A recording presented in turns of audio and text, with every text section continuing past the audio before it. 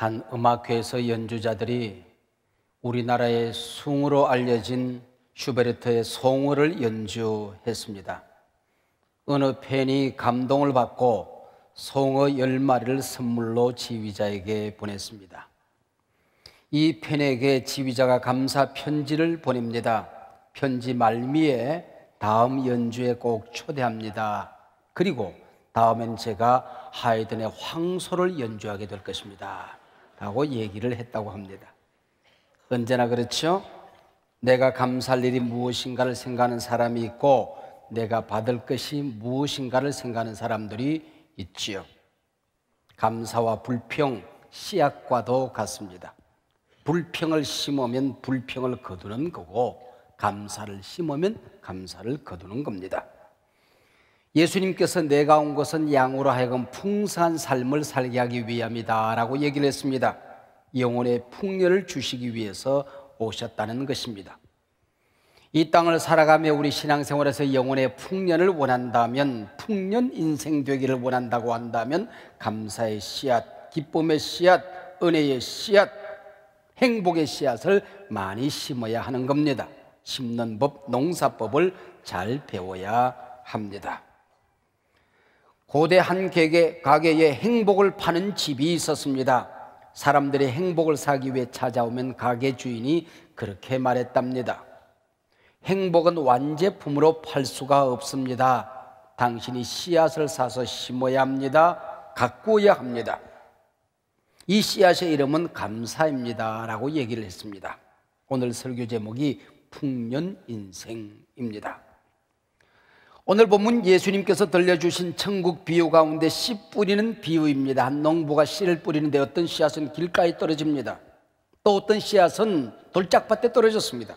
또 어떤 씨앗은 가시떨기에 떨어졌고 많은 씨앗들이 옥토에 떨어져서 30배, 60배, 100배 결실을 맺었다 하는 얘기입니다. 오늘 이 비유의 마지막 결론이 퍽이나 재미있습니다. 귀 있는 자는 들을지어다. 바같이 귀를 가지고 있지만은 들어서 복을 받는 사람이 있고 듣기는 들었지만은 들리지 않는 사람, 또 열매 맺지 못하는 인생이 얼마든지 있을 수 있다는 얘기입니다. 오늘 본문 마가복음의 설명에 의하면 길가에 떨어졌다는 뜻이 무엇일까요? 말씀을 듣고 깨닫지 못할 때 악한 자가 뿌려진 씨앗을 다 주워 먹는다 그랬습니다. 돌짝밭이란 처음엔 기쁨으로 말씀을 받습니다. 그러나 그 씨앗이 뿌리를 내리지 못해 말라버리는 밭도 있다 그랬습니다. 산들바람만한 환란에 부러지기도 하고 폭풍우 같은 핍박에 넘어지는 인생들이 있더라는 겁니다. 가시떨기는 무엇일까요? 본문의 설명에 의하면은 세상 염려의 가시, 물질 문제가 은근퀴가 되어서 유혹이 찔레의 가시가 되어서 감사를 삼키고 기쁨을 빼앗고 말씀을 짓눌러 자라지 못하게 하는 인생도 있다는 것입니다. 좋은 땅에 좋은 씨, 생명의 씨앗을 받아서 잘 뿌리고 잘 가꾸어 영혼의 풍년을 맺는 사람들 30배, 60배, 100배의 결실을 맺는다 그랬습니다. 요즘 은행 이자가 얼마 정도 되나? 2% 정도 되나요? 사채도 25%를 넘지 못하도록 법으로 규정을 해두고 있습니다. 근데 천국은행에는 3,000%, 6,000%, 1만 프로의 열매를 맺는다 말씀을 합니다. 첫 번째 밭은 길바닥 인생입니다. 길은 사람들이 다니는 곳이죠. 옛날엔 수레, 요즘 자동차가 달리는 곳입니다. 여기에 씨앗이 떨어지면 사람들에게 밟히겠죠. 수레바퀴, 자동차 바퀴에 짓눌려 터지겠죠.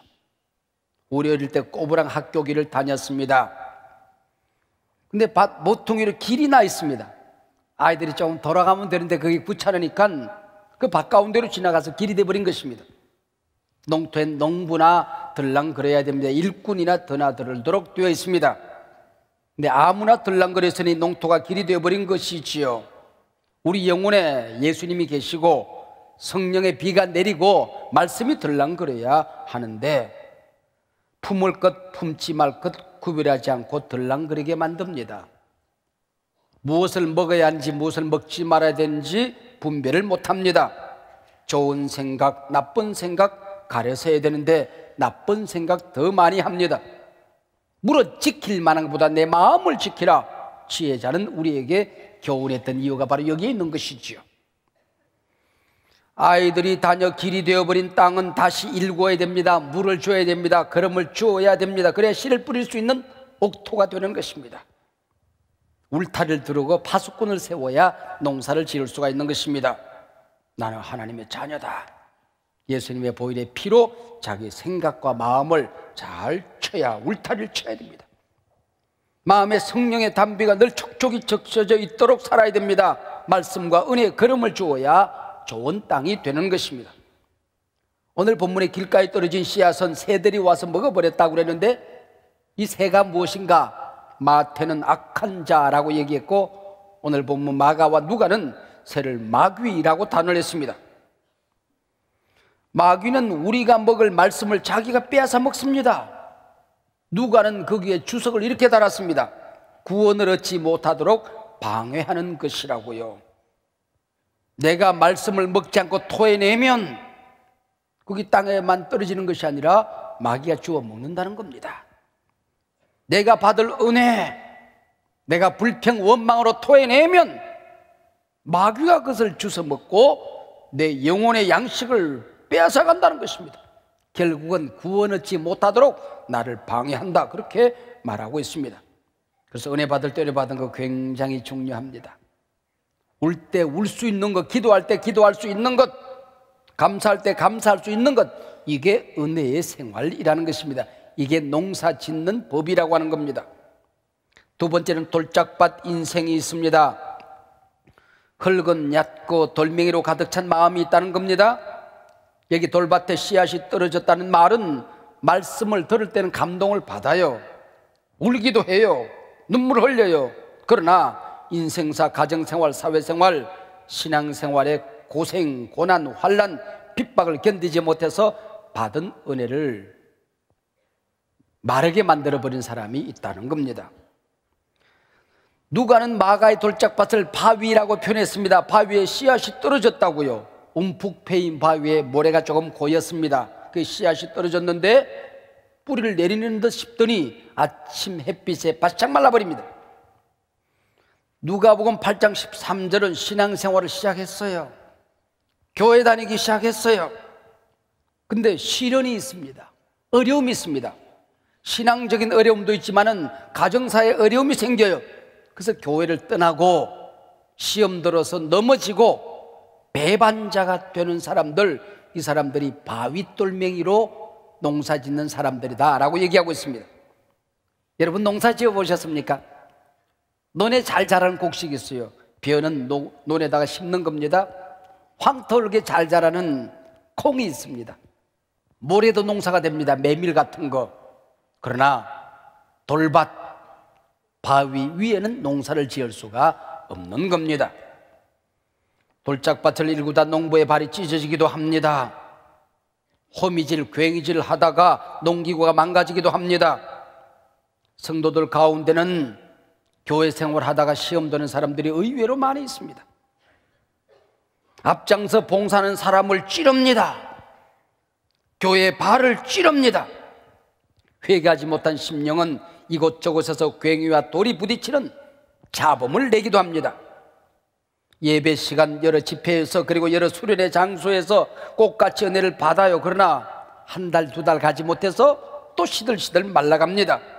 넘어져 시험 들고 신음하는 소리를 냅니다. 자식으로 인한 조그마한 시련, 부부간의 조그마한 고통과 핍박이 있으면 넘어졌다 일어났다를 반복하는 사람이 있더라는 거지요. 도무지 깊이가 없는 인격과 신앙, 이것이 돌짝밭이라고 해석을 합니다. 1년이 지나도 2년이 지나도 10년이 지나도 변덕이 없는 인격, 신앙생활, 이게 옥토라는 겁니다. 평생 봉사의 자리에 있어도 잡음이 없는 사역자들이 있습니다. 귀하디 귀한 사역자들이지요. 그들이 있길래 이 땅에 하나님의 나라, 교회가 세워지는 것입니다. 셋째는 가시밭 인생이 있습니다. 창세기 창조 때는 가시가 없었던 것 같아요. 아담과 하와가 선악과를 따먹고 난 다음에 창세기 3장 18절에 땅은 내게 가시덤불과 은근퀴를 낼 것이다. 가시가 그때 등장합니다.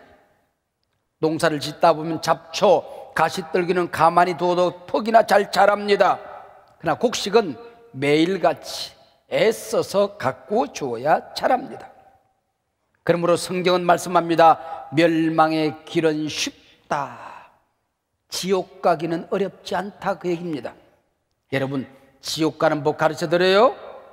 가만히 있으면 됩니다. 저절로 가집니다. 그러나 천국 가는 것은 애써서 가꿔야 된다는 거야. 힘써야 된다는 것입니다. 해방 이후 우리나라 모든 산이 벌거숭이였습니다. 독일한 산림학자가 권장을 해 주었습니다. 번식력이 강한 가시나무를 권장해 주어서 심었더래요. 그랬더니 산이 푸른 산이 되었는데 나중에 가시를 제거하는 데에 심는 일보다 더 어려웠답니다. 이게 악입니다. 잡초는, 가시떨기는 번식력이 강합니다. 우리 마음밭을 매일매일 가꾸지 않으면 가시밭 됩니다. 잡초밭 되고 마는 것입니다. 내 성품, 내 신앙, 내 언어 다듬지 않으면 하루아침에 초라한 인생 되고 마는 겁니다. 땅에는 언제나 일정량의 영양분이 있을 뿐입니다. 사람들의 심령에도 일정량의 에너지가 있습니다. 가시가 다 먹어치우면 곡식은 자라지 못합니다. 기억하세요. 우리가 악한 생각, 나쁜 생각, 음란한 생각, 추한 욕심 품고 나면 선한 생각이 안 듭니다. 생명의 생각은, 믿음의 생각은 불가능해지는 것입니다. 오늘 성경 말씀이 말하는 가시떨기가 무엇입니까? 마가복음 4장에서 19절에서 세상의 염려, 재물의 유혹, 욕심이라고 얘기했습니다. 누가는 여기다 한 가지를 더합니다. 향락, 쾌락입니다. 또한 네 가지죠. 공감복음서가 공히 첫 번째 가시떨기로 들고 있는 것은 세상의 염려입니다. 무엇을 먹을까, 무엇을 입을까 염려하지 말라. 우리 예수님이 살림을 안 해봐서 하는 소리지, 정기적으로 출근을 안 해봐서 하는 소리지. 문득 그런 생각이 들지요? 어떻게 벌까, 어떻게 쌓을까 하는 염려가 가시라는 겁니다. 염려라는 이 헬라 말은 우리의 심장을 물어 뜯는다는 뜻을 가지고 있어요. 마음을 물어 뜯는다는 겁니다. 그래서 아파요. 정상적인 생각과 판단이 불가능해요. 의욕을 상실하게 돼요. 극단적인 판단과 행동을 하게 되는 것입니다. 염려가 지나치면. 때로 의식주, 직장생활 등에 대한 염려가 정상적인 것처럼 보이지만은 반드시 그것은 은혜의 생활, 믿음의 열매를 앗아간다는 것이 오늘 본문의 교훈입니다. 쇠에 녹이 쓸듯 우리 영혼에 녹슬게 만드는 것이 염려입니다. 두 번째 가시떨기는 재물의 유혹입니다. 재물 자체가 가시는 아니죠. 그러나 염려는 가시입니다. 유혹은 분명 가시입니다. 사단은 오늘도 우리를 속입니다. 돈만 있으면 너 존경받을 거야. 품위를 지키고 살 수 있단다. 뭐든지 할 수 있는 세상 아니니? 이게 자본주의가 만든 죄악입니다. 물질의 유혹을 당연한 것이라 생각하지 마십시오. 천국의 백성이 되려고 하면 아담 스미스의 국부론에 의하면 부에는 일종의 중력의 법칙이 작용한답니다. 무거운 것이 가벼운 것을 끌어당기는 힘 말입니다. 그래서 돈을 가지면 돈을 더 가지게 된대요. 그보다 더 나쁜 것이 있습니다. 돈을 가지면 점점 더 많이 가지고 싶어진대요. 적게 있을 때 욕심과 많이 있을 때 욕심이 다르다는 거예요. 그래서 비우고 나누는 법을 배우지 않으면 우리는 은알추한 세상 성물이 되어버리고 만다는 것입니다. 물질의 유혹, 신앙으로 이겨야 됩니다. 이론을 속이는 사람은 1억을 속일 수 있는 사람인 거예요. 결단하십시오. 깨끗하게 살리라. 정직하게 살리라. 특별히 국가든 어떤 회사든 아니면 교회든 어떤 단체든 공공의 자금을 관리하는 사람들, 주님 앞에 결단하고 살아야 됩니다. 나는 돈의 노예가 되지 않겠다. 돈의 주인이 되겠다. 나는 돈이 저주가 되지 않게 하겠다. 축복이 되게 하겠다. 나는 돈 때문에 마귀에게 절하지 않는다. 돈이 내게 절하는 인생을 살게 만들겠다. 돈이 나를 존경하는 인생을 살겠다는 것입니다. 적어도 도둑질하고 살지는 않겠다. 하나님의 것을, 남의 것을, 공적인 것을, 돈이 천국 가는 걸림돌이 되지 않으리라. 내가 주님 앞에 섰을 때 부끄럼 없이 쌓아놓은 것이 있는 삶을 살겠다. 여러분, 믿음 생활 시작하면서부터 결단하셔야 됩니다. 재물의 유혹에 마음이, 말씀이 막히면 신앙생활의 열매는 없습니다. 하나님 먼저, 진리 먼저, 우선순위를 잃어버리면 열매는 없습니다. 돈이 얼마나 힘이 있는지 아십니까? 하나님하고 맞짱을 뜰 만큼 힘이 있습니다.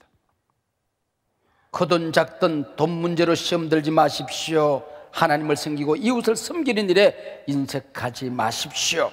그래야 천국의 열매가 맺혀지는 겁니다. 세 번째 가시떨기는 쾌락, 향락입니다. 좋은 장소에서 적절한 휴식을 취하는 것을 말하는 것이 아닙니다. 그러나 오락은 약이지 양식이 아닙니다.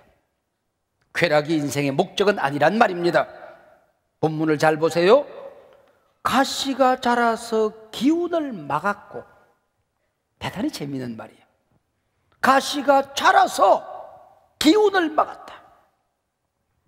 쾌락 추구가 생기면 여러분의 영적인 기운을 막아버립니다. 기도를 막아버립니다. 신앙생활이 게을러집니다. 교회 봉사의 자리 떠나고 싶어집니다. 쾌락을 위해서 돈 쓰는 것 당연하게 생각하다 보면 그때부터 이웃과 하나님을 섬기는 일은 불가능해지는 것입니다. 나만을 위해서 살게 되는 것입니다. 오늘 아침에 그렇게 살면서도 부끄러운 줄 모릅니다. 당연한 것이라 생각합니다. 내 것 가지고 내가 사는데 누가 뭐라고 그러는, 법이야 여러분을 감옥에 가두지는 않죠. 그러나 하나님은 우리에게 그 책임을 묻는 겁니다. 얼마 전에 수능고사가 있었는데 여러분이 인생 수능고사의 1번 문제를 제가 가르쳐 드릴게요. 항상 먹는 거, 돈에 관한 것입니다. 에덴 동산에서 첫 번째 인생에게 던져진 시험 문제가 뭡니까? 먹는 문제입니다. 물질 문제입니다. 선악과, 보암직하고 먹음직하고 가지고 싶을 만큼 탐스럽고, 이게 시험 문제입니다. 예수님께서 이 땅에 오셔서 당하신 첫 번째 시험이 무엇입니까? 돌을 명하여 떡을 만들어 먹어라. 하나님이 너에게 능력을 준 것은 인생을 구원하라고 주신 것인데, 세상을 섬기라고 준 것인데, 그것이 지식이든 권력이든 세상의 어떤 위치든 그걸 가지고 너 자신의 쾌락을 위하여 살라 하는 것입니다. 돌을 명하여 떡을 만들어 먹어라. 아무도 너를 비판하지 않을 것이다. 배고픈데 먹는 거 가지고 누가 너를 비판하겠냐? 마귀의 유혹은 참으로 근사합니다. 사랑하는 성도 여러분, 내 농토에 자리 잡은 가시떨기, 쭈삣쭈삣 날카롭게 자리 잡고 있는 돌멩이들 어떻게 해야 될까요? 열매를 원하는 농부는 가시떨기를 제거해야 됩니다. 잡초를 뽑아줘야 됩니다. 돌멩이 골라내야 됩니다. 굳은 땅을 기경해야 됩니다. 근데 영적 눈이 먼 인간은 가시나무를 심습니다.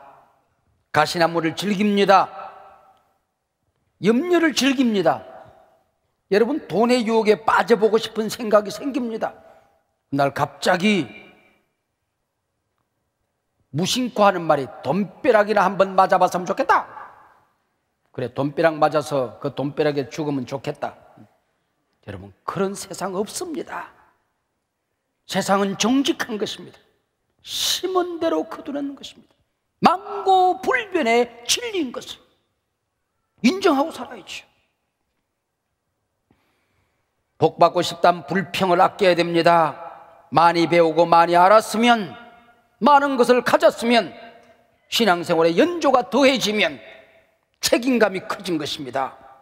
근데 불평, 비판의 고수가 되어버립니다. 재산이 늘어날 때 감사가 늘어나야 하는데 욕심이 커집니다. 자기 욕망 채우기에만 급급해집니다. 건강한 몸을 주셨으면 이웃과 하나님을 섬겨야 되지요. 교회 봉사 자리가 오죽이나 많습니까? 그러나 정욕이 앞서고 향락이 앞서버립니다. 여러분의 재물은 열매가 되셨습니까? 아니면 가시가 되셨습니까? 여러분의 건강과 시간은, 재능은 열매가 되셨습니까? 아니면 가시가 되셨습니까? 제가 어릴 때 가시나무를 가지고 놀아요. 그걸 가지고 숨바꼭질 하다가 나를 못 잡게 하기 위해서 가시나무를 가지고 울타리를 쳐요. 만지다가 손톱 밑에 가시가 들어갑니다. 그러면은 가시를 집어 던지고 엄마 그러고 집에 갑니다. 그러면은 우리 엄마는 달려와서 바느질 것에 바늘 하나를 탁 끄집어냅니다. 우리 어머니 소독기가 있습니다. 코입니다. 그리고 머리카락에 탁 이렇게 뭐가 이렇게 마사지를 해요. 그게 소독이 되는가 봐요. 우리 엄마만 하던 소독 비결입니다.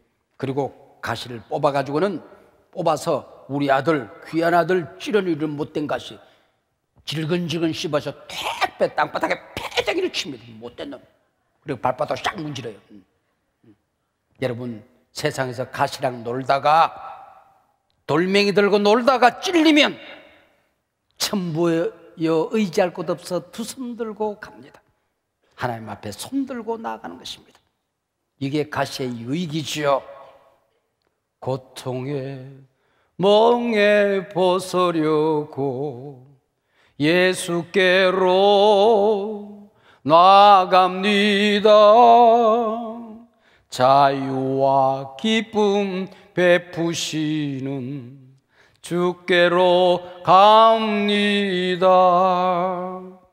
병든 내 몸이 천천하고 빈궁한 삶이 부해지면 죄악을 벗어버리려고 주께로 갑니다.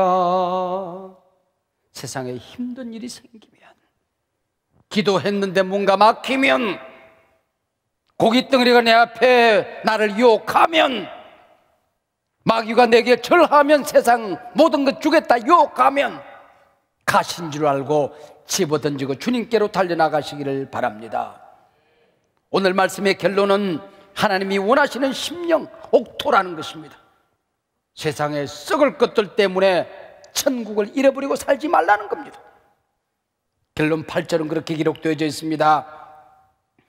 더러는 좋은 땅에 떨어짐에 자라 무성하여 결실하였으니 30배나 60배나 100배가 되었느니라.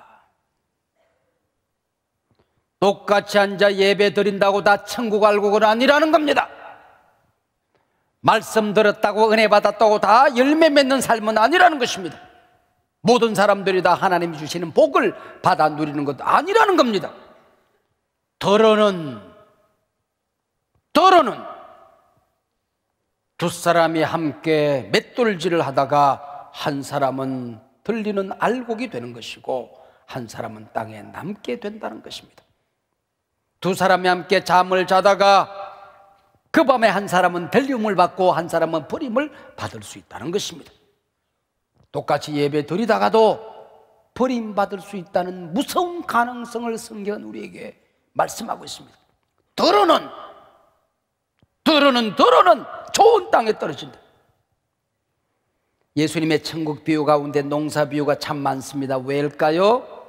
여러 가지 이유가 있겠지만 가장 좋은 이유는, 중요한 이유는 농사 짓는 일이 인생과 비슷하다는 것입니다. 신앙생활과 흡사하다는 것이죠. 오늘 본문 성경은 단언코 말씀하십니다. 내 마음이, 내 영혼이 옥토가 아니면 열매는 없다. 굳은 마음 가지고는 복받지 못한다. 마음에 돌을 품고는 열매 못 맺는다. 힐링, 우리를 치유하소서. 3주간의 어마어마한 집회를 경험하고서도 아직 돌이 녹아있지 않으면, 상처가 녹지 않으면 열매는 없다. 가시가 너를 찌르고 남을 찌르고는 열매 맺지 못한다.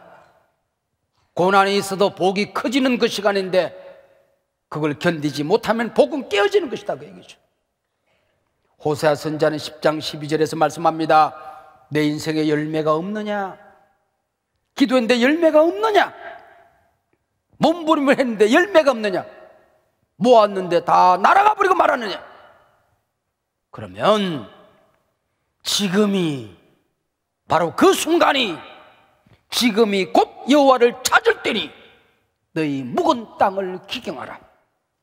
마침내 여호와께서 임하사 의를 비처럼 너희에게 내리시리라. 축복의 장마비가 내리시리라. 여러분, 닫힌 문을 여십시오. 마음 문 열고 사십시오. 부부간에, 교우들 간에 들을 귀 있는 자는 들을지어다. 귀 좀 여십시오. 입만 열고 살지 말고 귀 좀 여십시오. 제발 넘어졌다 일어섰다 평생 반복하려고 하지 마십시오. 뿌리를 깊이 내리는 신앙생활 하십시오. 환경은 변합니다. 지금 여러분이 어려움을 겪고 있으나 지나갈 것입니다. 문제가 있으나 풀려지게 될 것입니다. 밤잠 자지 못한 고통이 있다고 할지라도 반드시 지나갈 것입니다.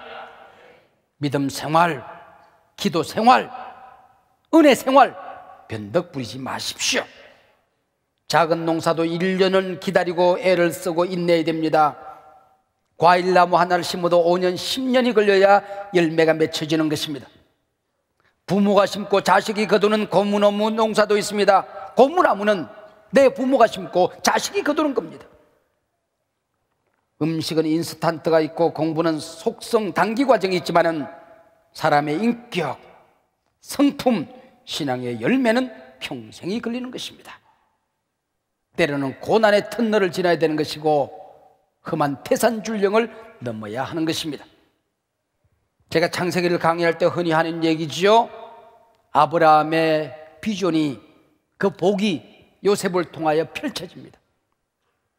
간단해요. 내가 하나님 같으면 방법이 아주 간단합니다. 요셉이를 애국으로 보내서 총리 대신이 되게 하면 모든 게 다 끝납니다. 그러면은 방법이 여러 가지가 있잖아요. 요셉이를 유학을 보내는 겁니다. 그리고는 공주랑 같은 자리에 앉혀놔요. 그래서 연애를 하게 만들어요. 그래 임금이 반대하겠지. 그러나 공주가 요셉이한테 반해가지고 수면제 2번만 먹었다 깨어나면 돼. 그럼 결혼하는 거야. 총리 대신이 되는 거야. 또 방법이 있어요. 공주를 요셉이 사는 마을로 사냥을 보내. 그래서 굴러 떨어져. 요셉이가 발견해. 그리고 120년 먹은 산삼을 발견해서 먹여서 살려내. 그래서 아버지에게 간곡하게 부탁을 해서 생명의 은인이 여기 있습니다. 내 인생의 운명을 만났습니다. 그리고 결혼하는 거야. 총리 대신이 되면 간단해. 근데 하나님은 그런 방법을 쓰지 않는 것입니다. 형님들의 미움을 당하게 합니다. 미디안 장사꾼에게 팔려갑니다. 종이 되는 겁니다. 보디발 장군의 종이 되어서 죽을 고생을 합니다. 유혹을 이겼다는 것 때문에 누명을 뒤집어쓰고 감옥에 갇힙니다. 거기서 장관들을 만납니다. 그리고 꿈을 해석해 주어서 그들을 석방됩니다. 그런데 잊혀진 요셉, 이 모든 과정이 열매를 맺는 길이었다는 것이지요. 농부는 수고를 아까워하지 않습니다. 왜? 오늘의 이 수고가 내일의 열매로 갚아진다는 것을 알기 때문에. 오늘날 많은 사람들이 하나님 앞에, 교회 앞에 뭔가 마음이 굳어져 토라져 있는 사람들처럼 보입니다. 저마다 가슴에 돌멩이들이 굴러다니며 자신을 찌릅니다. 가족을 찌르고 내 곁에 사람들을 찌릅니다. 세상에 대하여 화가 나 있는 사람들 같습니다. 눈에 평화가 없어요. 도끼가 가득합니다. 입술이 부드러워지지가 않아요. 날카롭습니다. 그 입으로 내 가족을 찌르고 자식을 찌르고 나라와 민족을 찌릅니다. 가슴에 가시가 돋쳐 있습니다. 이런 사람들에게는 행복의 열매가 맺히지 않습니다. 감사 대신 불평, 원망이 쏟아집니다. 그러나 하나님의 사람들은, 복된 인생은, 풍년 인생은 내 영혼이 부드러워져야 됩니다. 돌이 빠져야 됩니다. 가시떨기가 녹아서 없어져야 됩니다. 옥토 되면 거기 한 톨 씨앗이 떨어져도, 은혜가 한 톨만 떨어져도, 말씀이 한 톨만 떨어져도 30배, 60배, 100배의 결실을 맺느니라. 100배의 결실을 맺느니라. 기도하십시다. 하나님 아버지, 오늘 열매를 드리는 추수감사주일, 내 마음에 아직도 열매가 없습니까? 하나님, 돌이 굴러다닙니까? 성령의 능력으로 녹여 주시옵소서. 나를 찌르는 가시가 아직도 남아 있습니까? 그래서 입을 열면 내 이웃을, 가족을 찌르는 독설이 남아 있습니까? 하나님 아버지, 성령의 불로 소멸시켜 주시옵소서. 말씀 한 톨만 떨어져도 열매 맺게 하시고, 은혜 한 번 받아도 내 인생이 달라지게 하여 주시옵시고, 모든 것이 하나님의 은혜인 줄 깨닫고 감사, 기쁨, 행복이 터져 하나님께 감동, 기쁨을 드리는 인생 되게 하여 주시옵소서. 풍년 인생, 풍년 영혼 되어서 하나님 이웃들에게 열매를 나누는 기쁨으로 살게 하옵소서. 감사하며 예수님 이름으로 기도하옵나이다. 아멘.